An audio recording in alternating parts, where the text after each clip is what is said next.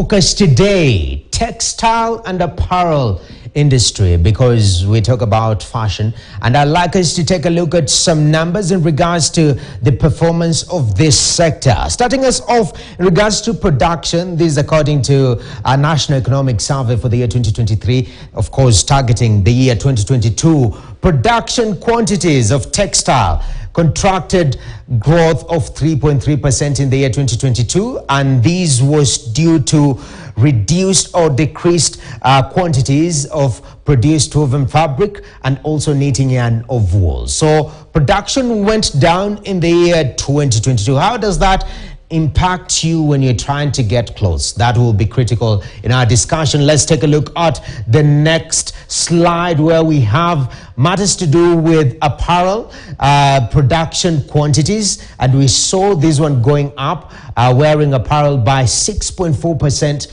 in the year 2022, and this was driven by a 34.8% increase in production of jerseys, pullovers, cardigans in the year under review, that is the year 2022, according to KNBS data. Now let's talk about leather and related products. We saw the amount also increasing to by 2.4% compared to 2021, which was went up by 15.6%, and this is a slower growth, of course, in the year 2022 compared to 2021, and this was caused by increased production of footwear. So that is matters to do with leather, and I know especially men, we love good leather shoes, which is very critical. Now, areas where production of textile is central. Talk about the EPZ, Export Processing Zones. And this data comes from the Export Processing Zones Authority, EPZA, where we saw performance between 2018 and 2022. Total sales in the EPZ stood at 115.3 billion in the year 2022, and that was a rise from 98.9 billion in the year 2021. Let's take a look at the next slide in regards to growth in exports of apparel. How did that particular growth happen? It was because in export of apparel went up, also food processing went up. Now, I'd like us to touch on the imports, which is also very critical. In the year 2022, imports went up from 48.3 billion shillings to 63.6 billion shillings worth of imports in these EPZs. What is the reason for that? Let's take a look at the next slide before we jump into our discussion. And the reason why we are importing more is increased importation of fabrics, accessories, and machinery. That is to do with matters EPZ. So with that said, now we come to the status quo, because there we have the numbers, but as we normally say in this country, qua ground, maybe things are different. I'm joined by gentleman, of course, Kelvin Muraguri Githwa, who is the founder of Smiles Collection. Thank you very much for joining us on Business Today. Thank you for having Looking me. sharp. Thank you. You are selling the part. Yes. And also looking at the pull neck, you're telling me the weather. The weather. The weather. We need some warmth, you know? Yeah, the weather is But so far, we have started a new financial year. Okay. 2023 has gone by very fast. How's the industry performing so far? The industry is doing fairly good, but we have some challenges, especially due to the economic change when it comes to the dollar and all. So we are a bit affected. How does the dollar affect your business? When you come to importation, when it comes to apparel in general, most of the fabric that you use comes from, let's say, Turkey, China, Dubai. So when the dollar is a bit high, the fabric will also be high. Okay. So when you buy the fabric at a high cost, the cost of production when it comes to garment will also be high. Okay. So let's say you're coming for a suit last year, it was 12,000. Then I tell you it's 15,000. You will, how comes? Like it's the same fabric. Why is the price a bit high? But people will have to understand that most of the fabric and accessories you use, they come from outside. You normally import them. Yeah. And in fact, the numbers suggest that, as we've just seen, imports in these export processing zones went higher, and it's importation of fabrics. Where do we get our fabrics majorly from, and how are those markets impacted? I think it depends with the type of outfit one is dealing with. When it comes to suits, mostly fabrics come from Turkey. And when it comes to ladies outfits, let's say like this one, mostly they come from Dubai. Okay. Yeah. But you get like, we import almost 90% of our fabric, according to a research done. Like, we just cater for 7% of it. Okay. So it means most of the customized outfits, we have to use a fabric from outside, not from our local EPZs.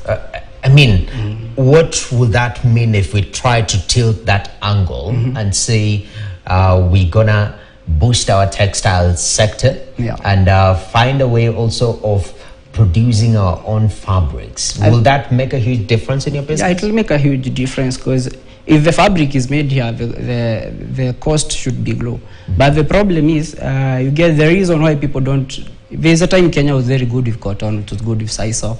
I think when we were in primary, we could learn about such stuff. Like, we are good in cotton production, in sisal production. But right now, farmers don't do that, because the cost of production when it comes to even farming is high. When you look at, like, let's say electricity that is being used, ours is higher than, you can't compare to Asia countries, you can't compare even to Uganda or Tanzania, because also we get some fabrics from Tanzania. Yeah, it's cheaper to buy fabric from Tanzania than to get from our EPZs. So we need to lower the cost of production. Yes, and it has to come down to the farmer. Yes. Because when you come to look at fashion, you can't ignore textile and you can ignore the farmer. Yes. That's quite incredible. You know, most of the times, especially players in the value chain, it's very critical to understand the whole value chain, even if you just feed at a specific level. That's why you're talking about the farmers. Exactly. Very, very critical. Because it has to come down from the production of the cotton and the sisal. That's amazing. So you say 2023, it's been a little bit shaky. Things are getting more expensive. One of the discourses that we've seen in this country, and I'm glad everyone was glued in, was the budget, and thereafter also the finance bill, which later on became an act, and now it's suspended. But from a textile player, somebody who is in the textile business, how did you engage in these discussions? What was impacting you? I think the government came with a proposal of how to encourage us to make more outfits locally. But they were going with, I think they will increase tax by, I don't know whether it's 35% when it comes to ready-made, so that they can encourage local production. But at the same time, that has not been implemented yet. So we'll have to wait and see whether it happens. Because if that happens, maybe they will encourage people to maybe source fabrics here. But at the same time, they have to consider each and every player in the industry. Because yes, they can increase the importation of ready-made outfits. But when it comes to production, it's still high. It doesn't make sense. One will still prefer to go and buy a suit which is ready-made than to have one which is customized. So in terms of this bill, the finance bill, I think when it comes to tax and it's involving everyone, the cost of everything will also go high, just in general. So we just have to wait and see how we'll be affected. But do you think when our purchasing power, individual purchasing power is impacted, which are the low-hanging fruits is what we were part of that will compromise on that and compromise on that before we reach to more critical issues? Definitely it will, because when it comes to purchases, let's say you have like priorities of what you need to buy, and you come like to the fashion industry and you find like maybe we are a bit expensive and you can get something a bit cheaper. Clothing is something you can reuse. You can wear this coat tomorrow. So in terms of if you don't have like the finances, you can just use. You won't get another outfit. Yes. So in terms of fashion, we'll be greatly affected. Yeah. In fact, one of my directors says that you look very good. Thank you. And she's told me, please don't forget to ask him whether he's done his own suit. And this brings the discussion about customized or custom-made suit. Yeah. That you take my measurements vis-a-vis the ready-made, where I go, I just fit and buy. Yeah. Is there an advantage that one stands over the other? I think customized, if you get a good designer, stands over ready-made, because they'll get exactly your measurements. When it comes to ready-made, you just wear. If it's size 36, they don't care whether your shoulder is a bit bigger than 36. They don't care about the length. It's just standard. And when it comes to standard measurements, you don't know whether they have used the American style, the Asian style. So sometimes it's a problem. Okay. But the challenge that comes is most people don't trust tailors.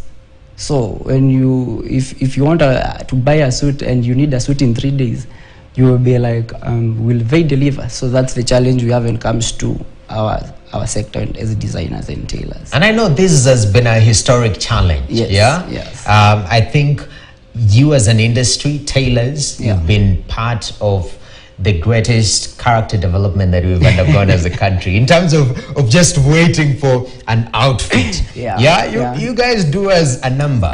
Is it something that as tailors defend yourselves? Why do you guys last minute, that's when you're trying to make things? I think the problem is how you've structured your business.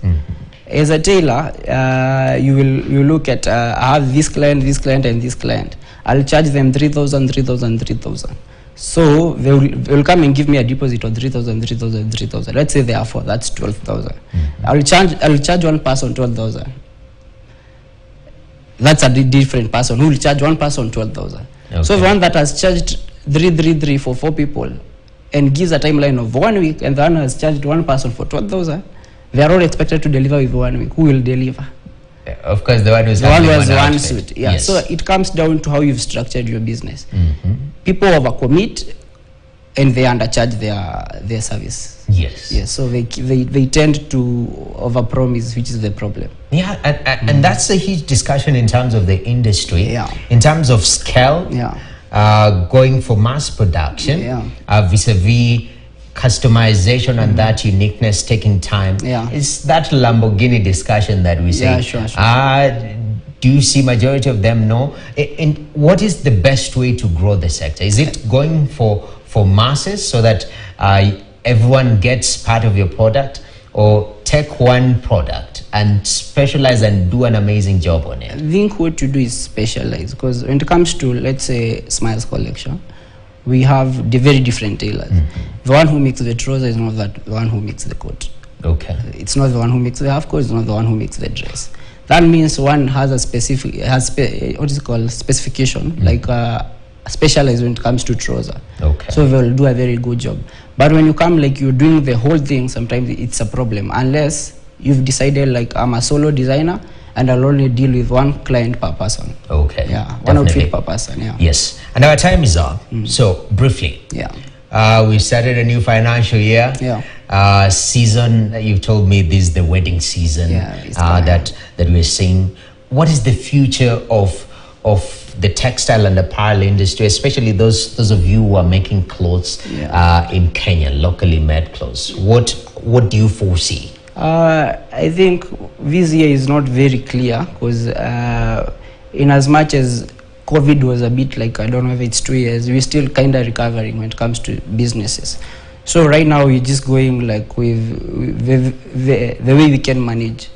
But we hope that things will be good, that we'll be able to cater for the market. Okay. And maybe improve our market and see how many people we can reach. All right, definitely. Thank you very much, Smiles. Thank you. I really appreciate it. You look sharp, man. Thank you. That suit, it's suits you. Thank you. Yes. Yeah. Calvin Muraguri Gidwa. So the founder, and he's known as Smiles. He smiles a lot, but he says that the future is a little bit shaky this year, but there is so much hope in the textile and apparel industry. We take a short break right here on Business Today. We return with more on how to empower MSMEs at the ground. Stay tuned.